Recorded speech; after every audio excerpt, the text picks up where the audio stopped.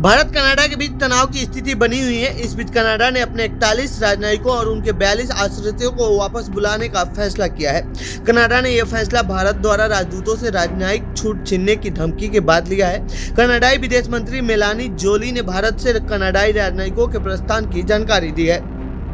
कनाडाई विदेश मंत्री मेलानी जोली ने कहा है, मैं कंफर्म कर सकती हूं कि भारत ने 20 अक्टूबर तक दिल्ली में 21 कनाडाई राजनयिकों और उनके आश्रितों को छोड़कर सभी के लिए राजनयिक छूट हटाने की अपनी योजना को औपचारिक रूप से बता दिया है। इसका मतलब है कि 41 कनाडाई राजनयिकों और उनके 42 आश्रितों पर खतरा मंडरा रहा था। एक मनमानी तारीख पर प्रतिरक्षा छीन ली गई, इससे उनकी व्यक्तिगत सुरक्षा खतरे में पड़ सकती है।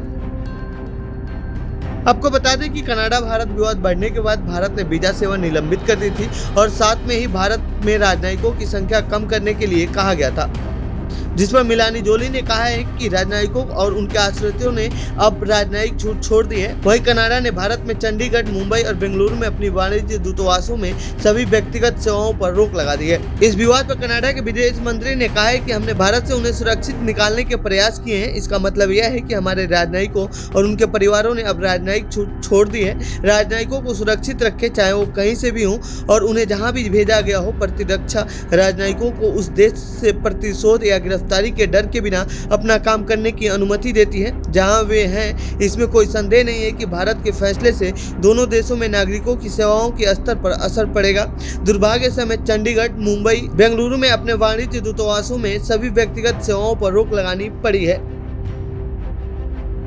गौरतलब है कि कनाडाई पीएम जस्टिन ट्रूडो ने भारत पर खालिस्तानी आतंकवादी हरदीप सिंह निज्जर की हत्या का निराधार आरोप लगाया था। ट्रूडो ने कनाडा की संसद में कहा था कि भारत सरकार के एजेंटों ने कनाडाई नागरिक निज्जर की हत्या की है, जिसके बाद से ही दोनों देशों के रिश्तों में कड़वाहट आ गई है। भारत ने इन आरोपों को गलत बताया था। तो ये थी भारत कनाडा के बीच रिश्तों से जुड़ी हमारी रिपोर्ट। आपको कैसी लगी ये रिपोर्ट कमेंट बॉक्स में बताएं। साथ ही इस पूरे मामले पर आप क्या कहना चाहते हैं कमेंट बॉक्स में लिखें। बाकी देश दुनिया की खबरों के लिए बने रहिए जनसत्ता के साथ। धन्यवाद।